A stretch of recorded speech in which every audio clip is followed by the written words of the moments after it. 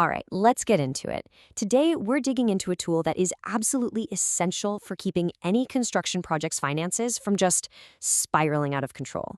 We are talking about the request for quotation. You'll hear it called the RFQ, and we're going to talk about how you can master it. But first, just think about this for a second. You're on a massive construction project. We're not just talking about buying a few items here and there. No, you're sourcing tons of steel, you're contracting dozens of specialized trades, you're renting heavy machinery. Every single one of those costs has to be managed perfectly.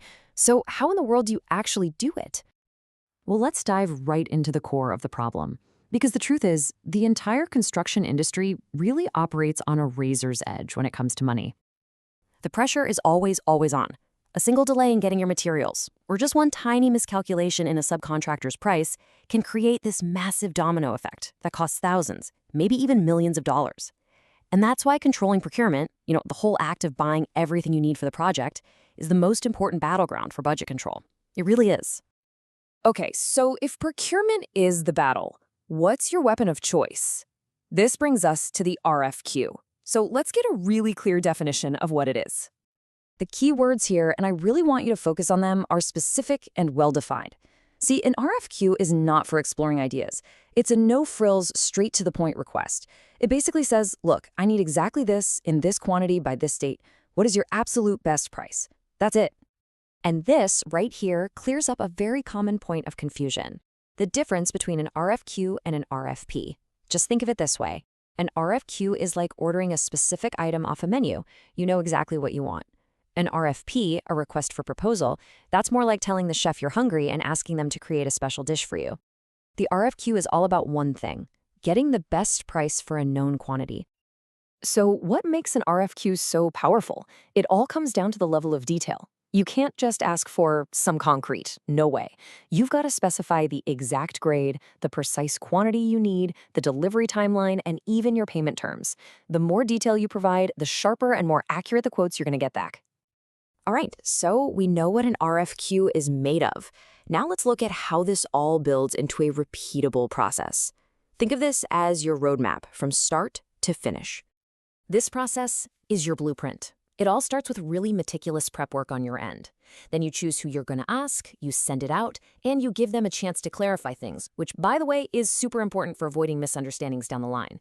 And finally, you collect the quotes, you evaluate them fairly, and you award the work. It's a discipline cycle, and it's designed for clarity and control. Okay, so that's the theory. But where does this process actually show up on a live construction site? Let's get practical for a minute.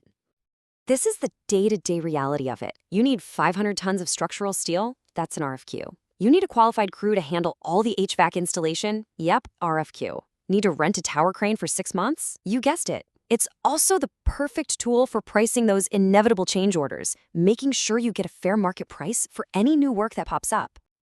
Okay, so you get the what, the why, and the how. Now let's get into the expert tips.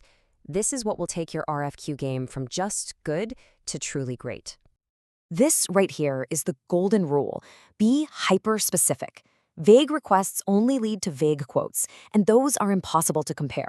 So attach the blueprints, the technical specs, a full bill of quantities. Give your vendors everything they could possibly need to give you a sharp, accurate number. Now, this one is a bit of a balancing act. You have to give your suppliers enough time to do their homework and put together a really thoughtful bid. But you also can't let the process drag on forever. A firm, clear deadline keeps your procurement on schedule, and frankly, it shows that you're running a tight ship. Oh, here's a promo for you. Provide a template for the quotes. Instead of getting back 5 bids in 5 totally different formats, you force everyone to present their costs in the exact same way. This makes your job of comparing them incredibly fast, and it ensures a true apples-to-apples comparison. And please, remember this. The RFQ process is designed to find the best price, but the lowest bid isn't always the best value. A supplier who's, say, 5% cheaper, but delivers late or provides shoddy materials, well, they're going to cost you far more in the long run. You always have to weigh the price against a supplier's reputation and their track record. So ultimately, when you run a really tight RFQ process, you achieve these critical outcomes. You get the best possible price, you work efficiently, you create a fair and transparent system, and you drastically reduce your project risk. It's all about building control and predictability into what can be a really chaotic process. So I'll leave you with this question to think about. The RFQ is a fantastic tool that helps you find the best price. But your strategy for using it, how you weigh that price against reliability, against quality, against partnership, that's what will ultimately define the success of your project. The best price or the best partner? Your answer really changes everything.